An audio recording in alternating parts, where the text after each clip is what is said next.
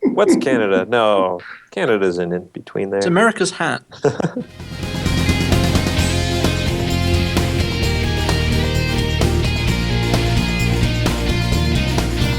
Hey everybody, and welcome back to the first episode. Welcome to the first episode of the JavaScript Jabber podcast.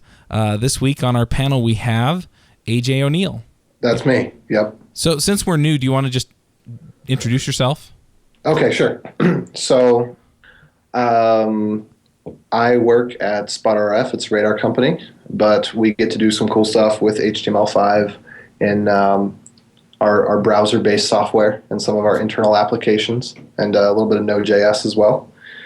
And I first got interested in JavaScript because of Ruby, actually. I'd only messed with it as much as people who hated have messed with it.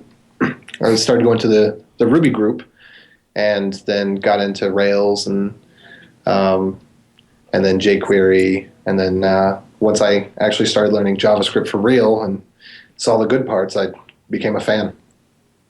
All right. Also on our podcast, we have Peter Cooper. Hello. Yeah, I guess if anyone's listening to this, they may have heard of it because I'm going to link it up in all of my various bits and pieces, which I'm curator of JavaScript Weekly, which is a weekly newsletter about JavaScript. Also co-host of the JavaScript Show. I know perhaps I shouldn't promote another podcast on this one, but we're going to link you up, so hopefully we'll have some listeners coming across. I'm also co-chair of O'Reilly's new Fluent conference, which is taking place in May. And I'll probably get to talk about that some other time. But yeah, I'm not actually that well known for my contributions in JavaScript code-wise, although I've developed quite a bit, done quite a bit of CoffeeScript as well. I guess my only semi-claim to fame with JavaScript is I wrote the first kind of Ajax helper library for Rails back in 2005, before it even supported Ajax. But it was quickly usurped, and Rails built all that stuff in. But it was an interesting couple of weeks. So yeah, that's me. All right. We also have Jameson Dance. Hi, I'm Jameson Dance. I also work at SpotRF, so I work with AJ on some JavaScript and browser and Node stuff. Nepotism. Oh, wait, never mind. A little bit of that. I also dabble in machine learning, data mining, natural language processing, that kind of stuff on the side, so I do some of that for fun. All right. And I'm Charles Max Wood from teachmetocode.com. I do things like video tutorials, mostly for Ruby. Kind of got into the JavaScript stuff. When I first had my first programming job doing Rails, I worked with a guy that was really big into JavaScript, particularly into prototype.js, which nobody really uses anymore. I won't say nobody, but almost nobody. And I really kind of got to see the power behind it and thought it was a cool language, but didn't really get into it until people started talking about Node.js and stuff like that, and decided to have a second look. And I really kind of dig it as a language. So I'm getting more and more involved in the community, and I'm excited to see where it can go. So anyway, so this week we were talking about asynchronous handling and the event loop in the browsers. And AJ's kind of an expert on that. So why don't you go ahead and start the conversation, and we'll take it from there. Okay. So my first realization of the problems of asynchronous coding, or the joys, or whatever you want to look at it as, was I was creating a little app where I wanted to integrate, I think it was like Facebook and Amazon, and then I wanted to get like both requests at the same time, and I was doing that very amateur mistake of, you set a timeout for a second, you check to see if the request came in, and you set the timeout again, and that kind of stuff. And so it's I guess the challenge to JavaScript is just understanding, first of all, that there is an event model, that it's not the same thing that you're used to with, say, Ruby or Python. All right. So are we talking about things like set timeout that you get in the browser? Or are we talking more about things like when you do an Ajax call, let's say, and you have this success function, blah, blah, blah, blah, and so it kind of sets up an event so that when it returns, it calls that anonymous function? Or those? Yeah. I mean, both of those, kind of tie together, the same event loop. So I think one problem a lot of people have when they come to JavaScript, I know I did, is the idea that there is an event loop, that it's not just your code getting executed sequentially. Maybe we could talk about that a little bit more, just to explain how that kind of works. Yeah, because I mean, I think lots of people come from like C and Ruby and I don't know, just stuff where each line of code happens and then the next line of code happens. Yeah, I think that's a great starting point.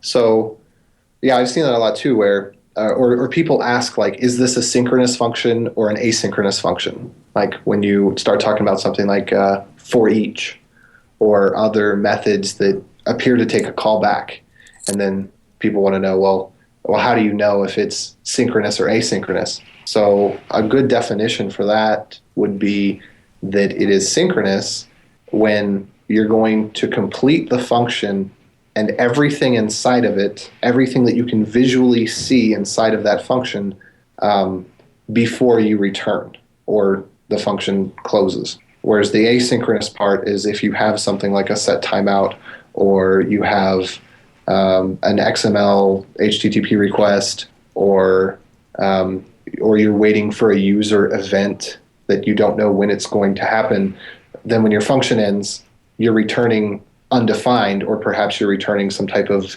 emitter or callback handling object, right?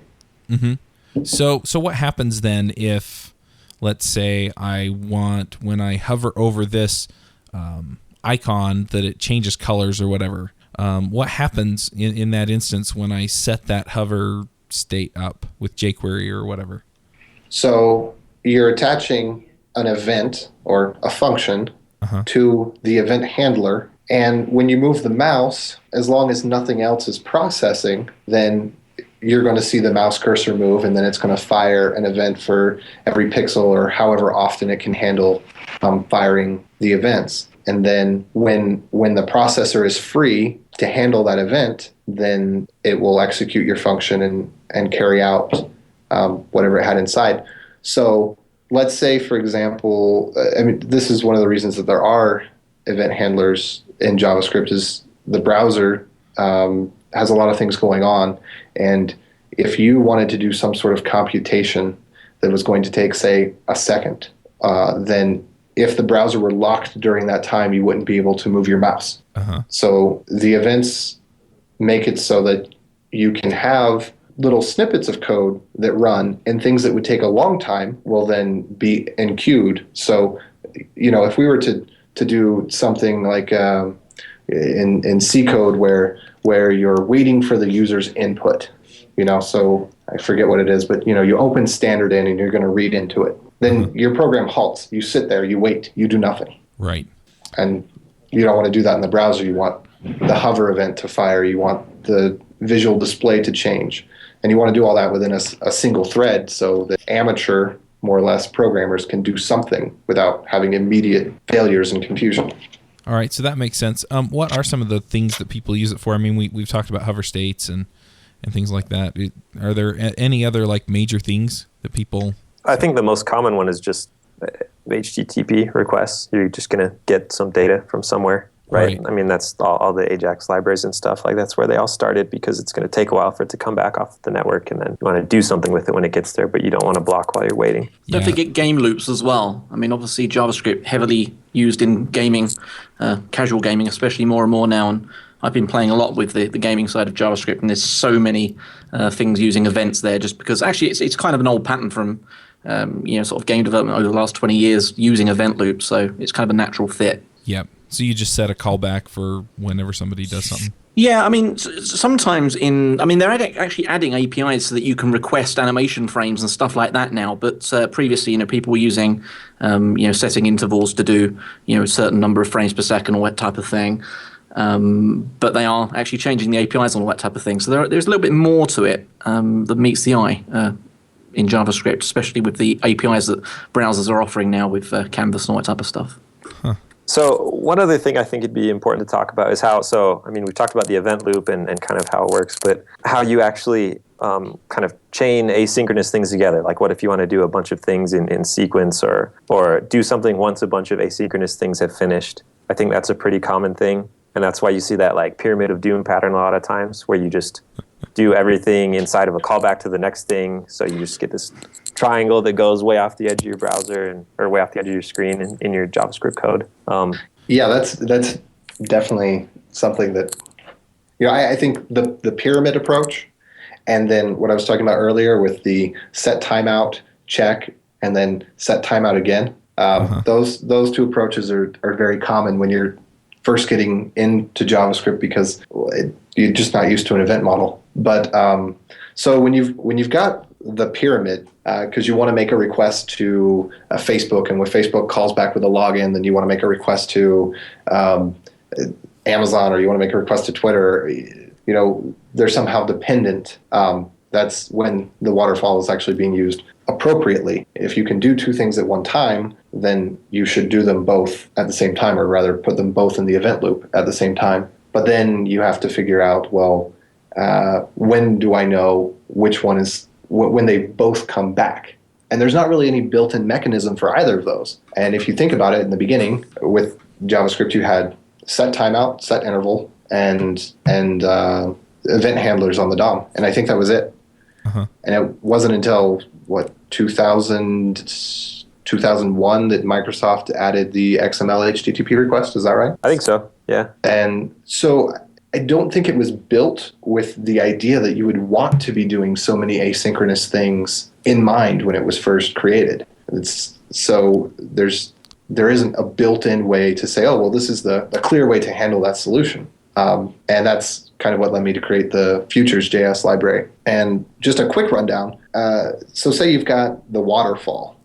The way that I like to do it, the poor man's way, without using a library or anything, is simply to separate that waterfall into functions that are all indented at the same level. And then have at the end of each function the call to the next function. So when I look at my code, the very last thing to execute is all the way at the top, and then the very first thing to execute is all the way down at the bottom, and every function calls the next. And it's a little bit nicer than the waterfall because you've got named functions, so hopefully you're naming them something useful rather than just having these anonymous functions nested further and further and further.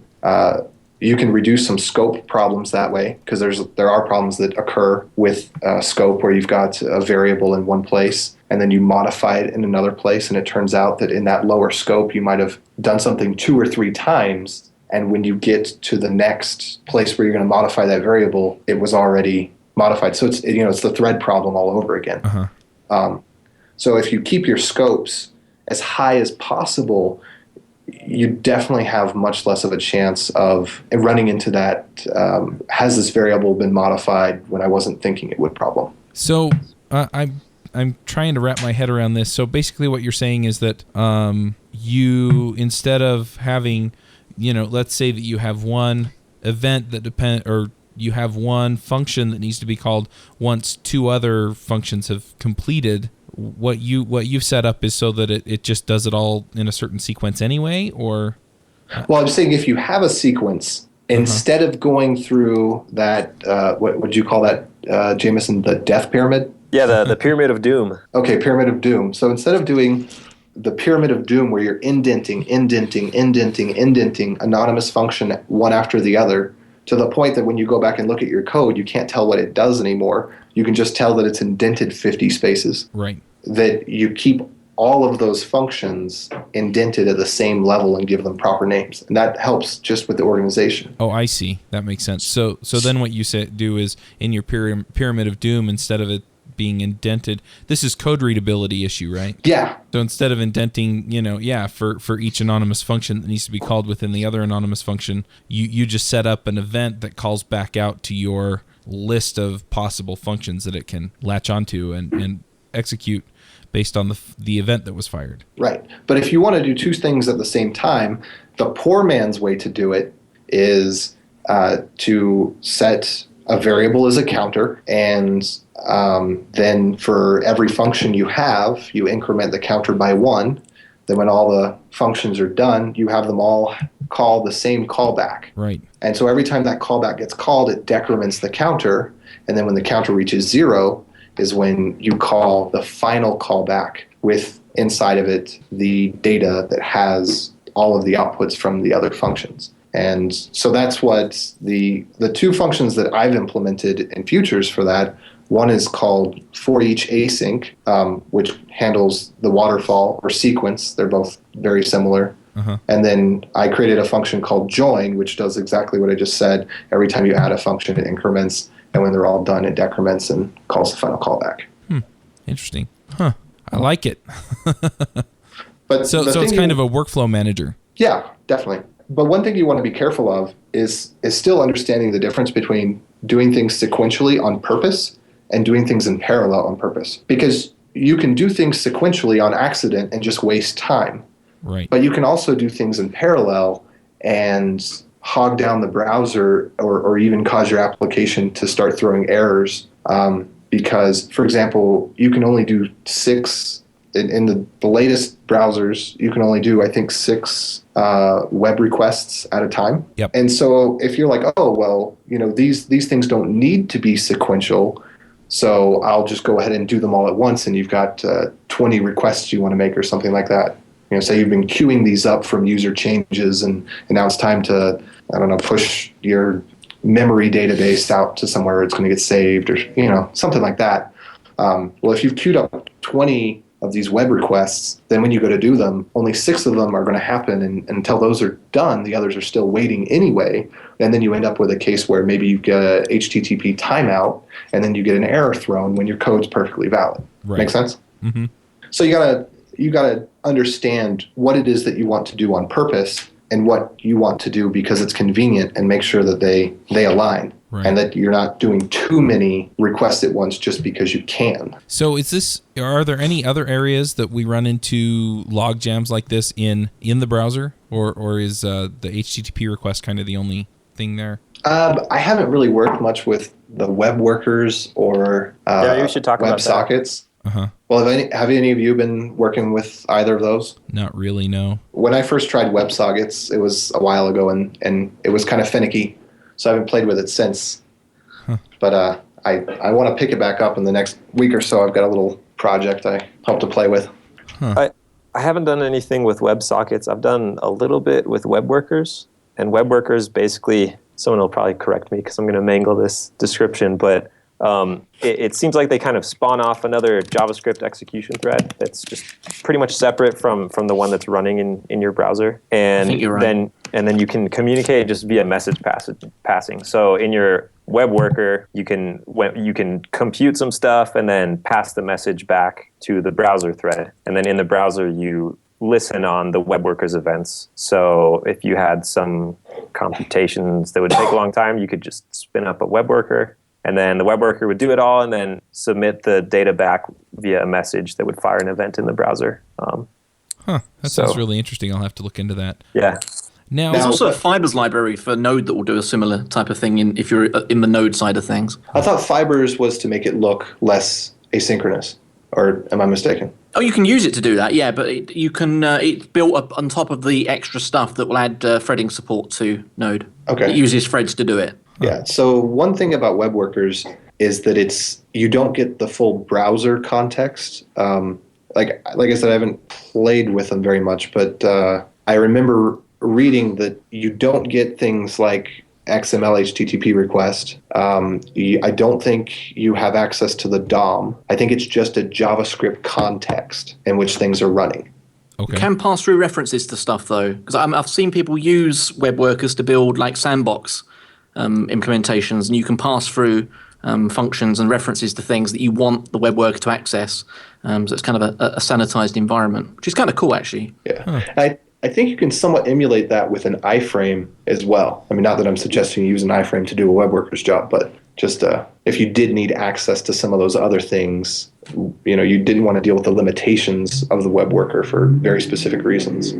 That might work as well. I see. So I'm a little curious too. Does the asynchronous loop and the eventing work the same way in something like Node.js, where there is no browser? It's just a JavaScript environment that you can run things in? Well, I think if you think of V8, that would be more like your web worker space, where you just have a JavaScript context. Vegetable juice. or the Google JavaScript engine. Yeah, one of those two. Yeah, what are we talking about? Anyway.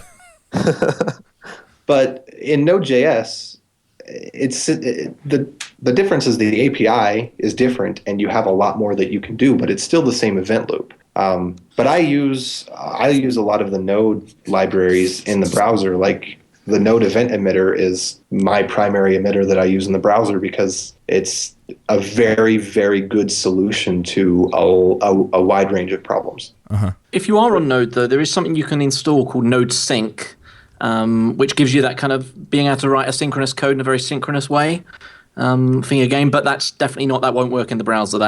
It digs into the Node runtime.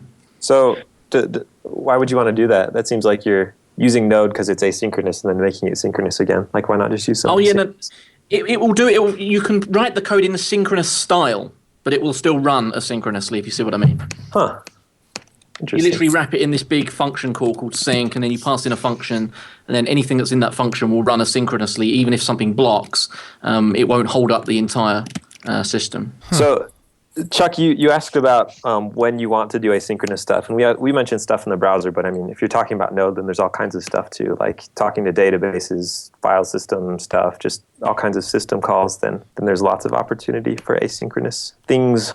So that's an interesting point. I think we all have experience with Ruby, and Ruby generally doesn't do I/O blocking. So if it's doing some kind of I/O, like talking to a database or this or that, then it won't block on that. It'll just move on, and then when it comes back, it'll pick it up again. So is that kind of the same thing here that we're talking about then, or? Well, what do you mean by that? Because I thought that I mean, I've just used like the MySQL library with Ruby, but it seemed like file reads and database access and whatnot in Ruby is blocking, isn't it? Do you mean if you pass in blocks, Chuck? My understanding is let's say that you have, and I'm not a Ruby expert, so I'm pretty proficient with Rails, and I understand a lot of things. But why did you leave us? Yeah, Yehuda was supposed to be on. We're not sure where he is, but we weren't doing super well with the communication, so he might show up in like 5 minutes and say, "Okay, I'm here," because we said 2 o'clock. Come on, Chuck. Mountain. Come on, Chuck. Dig that hole. Yeah, dig that hole. So my understanding is that Ruby has some provision for not blocking on I/O, and I don't remember exactly how it works. That's true in 1.9. Yeah, I think that's new. Yes. Okay. Yeah. But anyway, so it can make a request, and then since it's single threaded, it can go and do some other work. And then I'm not explaining this well at all. I think what you're probably getting at is that if you do have multiple threads running in Ruby 1.9 and you do a kind of blocking I/O request in one of those threads, it won't seize the entire interpreter up because of the global interpreter lock. It will allow the other threads to continue running. Yes, but you still have to have those multiple threads. It's not all on a single thread. In that case, it would just block if you make a blocking call. Oh, right. so if you're using Ruby threads, you mean? Yeah, so you'd have to be using a Ruby thread. Okay. Yeah, which obviously, it is a real thread in 1.9, but it's still hooked up with this whole global interpreter lock thing. So yeah. Yeah, that's what it was. And I'm sorry I didn't communicate it well. I don't completely understand the inner workings of the VM. So anyway, so yeah, I made myself sound like an idiot, but that's okay. You could have gotten away with it, Chuck. This is the JavaScript jabber. No one knows. But anyway, so yeah, I/O asynchronous stuff. Are there any other examples of things that Node does that are asynchronous that aren't call-outs to other systems?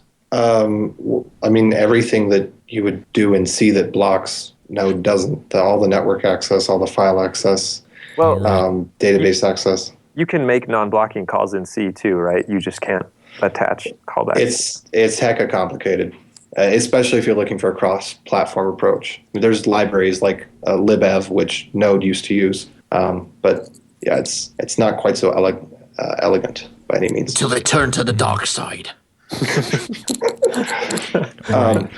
But one thing I want to mention, there's a lot of people that approach JavaScript with the idea of, I'm used to synchronous code, so I want to write synchronous code. And I think that is a poor paradigm or a poor way to start it, because you end up realizing later that you need something asynchronous that can't be done synchronously.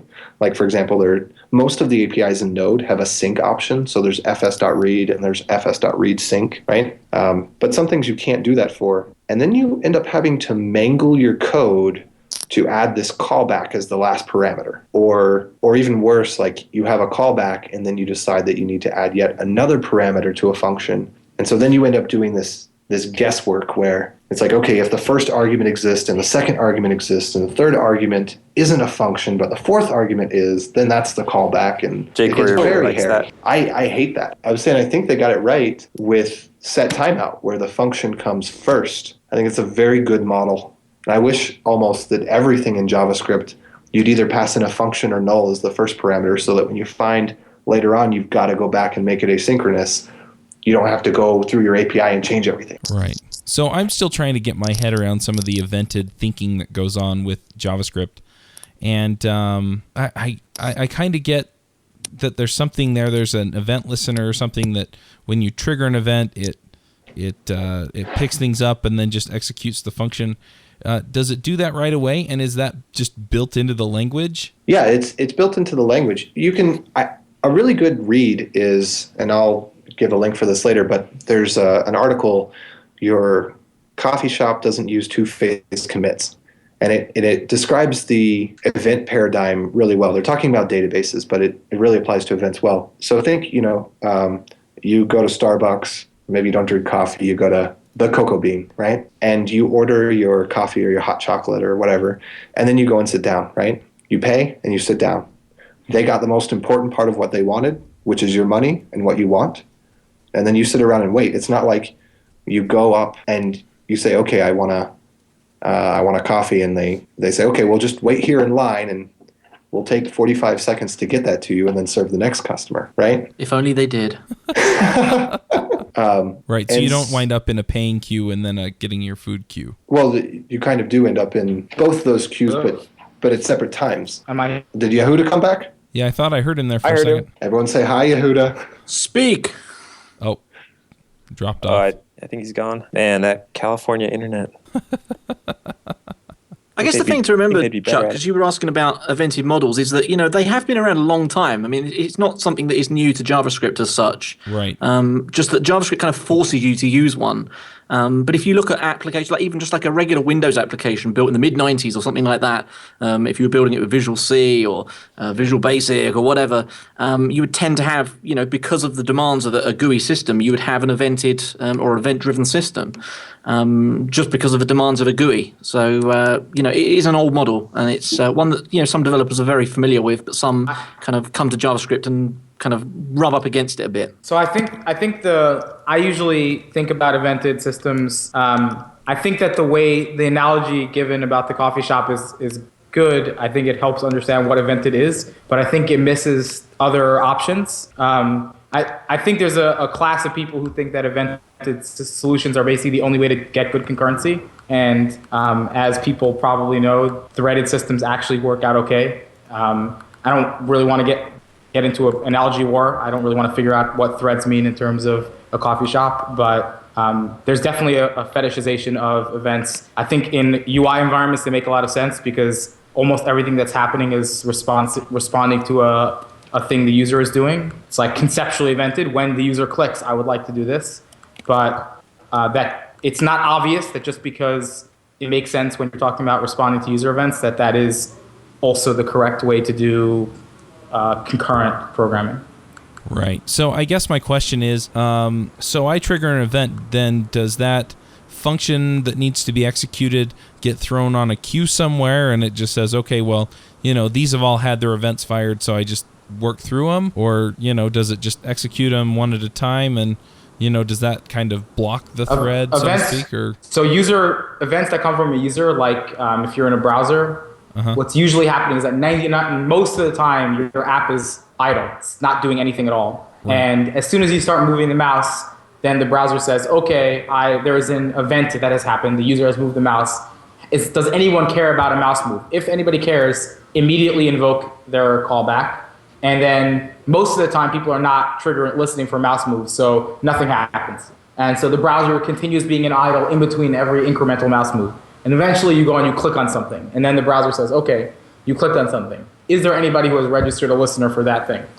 If so, run their code right away. So that's basically how the browser event system works. If a user triggers an event, usually that is executed immediately. So basically the reason why a lot of times in JavaScript you'll see an idiom which is like set timeout, function, do something one or something like that, is that basically if you don't do that, then any code that you run is executed inline. So people sometimes will run a set timeout which basically says run whatever code there is, and when you're totally done running the code, you're going to go back into that idle state. They're like, nothing is happening now, except that part of what happens in the idle state is that the browser says, okay, is there any timer that has elapsed? If there's a timer that's elapsed, go run that callback. So essentially a timer that's elapsed is basically equivalent to the user moving their mouse or clicking something, except that the browser is keeping track of how much time needs to elapse. Right. So the other question I guess that brings up is, let's say that I'm being really smart and I set things up so that on mouse move I have like 10 different events that all get triggered because I moused over a certain div. So does it execute those in a specific order, or does it just trigger them all and spin off threads for each one, or how does that work? So in browser JavaScript, things never happen concurrently except for if they do not share the same state, the global scope. So the only concurrent behavior is like in a web worker, which has its whole own JavaScript scope. Right. But what happens, historically it has not been the case that it was standardized, but now the rule is, because it's like essentially works its way everywhere, is they're executed in the order that they were registered. And that's also been true about jQuery's event system for a long time. So basically you mouse over and the browser says, okay, an event has happened. Does anyone have any callbacks? And there's a list basically internally, which is a list of the callbacks. And it will basically just run through them in order. And until it's done running all those callbacks in order, it doesn't go back and say, okay, we're now in idle. And what's actually really important is that the only time that the browser is willing to render things is during that idle state. So basically what happens, you could easily make the browser hang by simply saying when you click on this, do a loop and wait a minute, wait a second. The browser will hang because basically Ajax, no other callbacks can run. Basically the browser is just sitting there saying, okay, I'm running code, and it's not like in the background the browser's always like, oh, did Ajax come back? Run it now. The browser only does those things when it's idle. Okay. So it's basically in the middle of running those callbacks. And that's the advantage too, is that it then runs that stuff when it's ready. And you can just say, okay, and then when this next thing's ready, then run so it can go back into that idle state and do its other work. Correct. So related to this stuff, is there some kind of way to see kind of the contents of the event queue in the browser? Is there any kind of way to inspect that? So if you're using jQuery, which most people are, jQuery there's ways to inspect jQuery's internals, which are soon going to be exposed to get it. And there's also discussions about the browser exposing the callbacks. So jQuery, John Resig of jQuery occasionally asked, like, what could we do to improve the browser for jQuery? And one of the things on his list is always like, give me access to the list of callbacks. Because that way, if we had that, it would be easier for us to use that system instead of doing our own. But basically, if you use jQuery, it's under, there's a data cache for every element, and you can go inspect that, and there's a events property in there. However, that is ultra private. It is perhaps useful for debugging, but you're not relying on that for actual code. But that does have a list of all the events and all the callbacks that are bound for them. All right. Cool. Does anyone else have something to ask or add? Well, I was going to say I have seen people do what Yehuda was saying, where they create a loop and check the time and just do that in the loop because they don't understand the model of set timeout, or they want to make it synchronous. I've seen that where they'll force it to wait a second synchronously, and that's just a terrible idea. Indeed. So a really common case where this is done on purpose is the browser, ad companies, they would like to be notified when you leave the page. And they do not want to have to follow the normal rules. So what they do is they register an on-unload hook. But on-unload hooks run, and basically the browser doesn't say when you're done, we'll just sit there waiting for any callbacks. It's like immediately shuts you off. So ad vendors are like, actually, I would really like to know that you left. So I'm going to make an Ajax request or whatever it is that I would do. And then I'm going to sit in a spin loop forever, waiting for like an amount of time, like 10 seconds or 5 seconds, until I allow the on-unload hook to finish.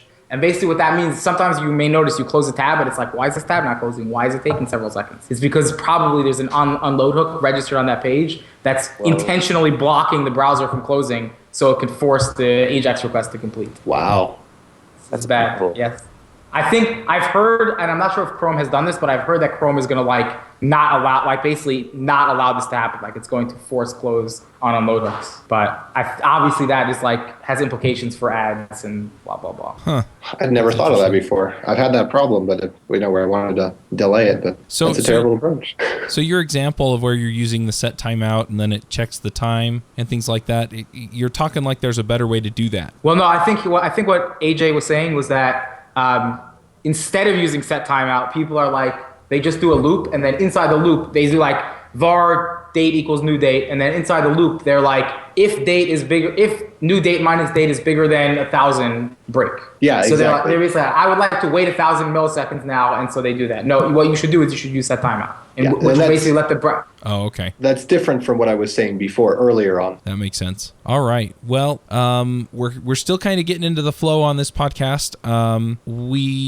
We're going to go ahead and get into the picks. I used to explain like every time on Ruby Rogues what they are. If you're not familiar with the format of these podcasts, basically a pick is something that we enjoy, that we use, that we like. Doesn't have to be code related, and it's just kind of a chance to share what we're up to and things like that. So, sometimes people will pick things that they're working on right now, and sometimes people will pick like TV shows and stuff that they're listening to. So, we will do the picks, and we'll start with AJ. Why don't we start with you so I get the format of this better? Okay. We will start with Chuck. Rejected. So, as you can tell, I'm not as familiar with JavaScript as I am with, say, Ruby or some of the other languages that I programmed in. And so, to kind of get ready for this, I started reading JavaScript, the good parts. And I'm not expert enough to say that, everything in there is terrific or not, but there are definitely some concepts in there that I was already familiar with, and there were some other concepts in there that really were clarified for me. So, like the prototype thing that you have with inheriting from an object, and the function stuff, some of the function stuff that's there, it really helped clarify that stuff. So that's definitely one of my picks is the JavaScript, the good parts. One other pick that I have, and this is something that my wife and I have gotten into. We have a Netflix subscription, and we can watch the Netflix movies through our Blu-ray player through the wireless, and we've really been enjoying Merlin, The Adventures of Merlin, and it's a BBC show. Man, I can't talk today. It's a BBC show, and basically, if you like the canonical Arthurian legend, then this show probably isn't for you because they've changed a lot. But it's a fun show to watch, and it's really, take some interesting turns here or there. So those are my picks. And anyway, Yehuda, why don't you go ahead and go next since you're now a veteran of the picks because you were on Ruby Rogues this morning. Yeah, I feel weird. I can't think of anything obvious that I didn't already say this morning. I'll repeat what I said this morning. Okay, seems good.